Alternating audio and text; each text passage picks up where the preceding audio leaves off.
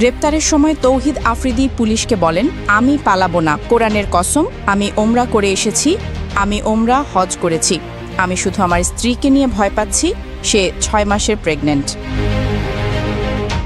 জুলাই গণহত্যা মামলার আসামি কন্টেন্ট ক্রিয়েটর তৌহিদ আফ্রিদিকে গ্রেপ্তার করেছে সিআইডি। রোববার ২৪ আগস্ট বিশেষ অভিযান চালিয়ে বরিশাল থেকে তাকে গ্রেফতার করা হয়। গ্রেফতারের পর তৌহিদ আফ্রিদি পুলিশকে বলেন, আমি শুধু ভয় পাচ্ছিলাম কারণ আমার স্ত্রী ৬ মাসের প্রেগন্যান্ট। গাড়িতে তোলার আগে তাকে জিজ্ঞেস করা হয়, এটা কি ভাড়া বাসা? তৌহিদ আফ্রিদি জানান, এটা তার দাদার বাড়ি। তার বাবা গ্রেফতার হওয়ার পর দাদার কবর জিয়ারত করতে বরিশালে এসেছেন। তিনি আরও বলেন, আমি পালাবো না, কোরআনের কসম, আমি ওমরা করে এসেছি, আমি শুধু আমার স্ত্রীকে নিয়ে ভয় পাচ্ছি, সে ৬ মাসের প্রেগন্যান্ট।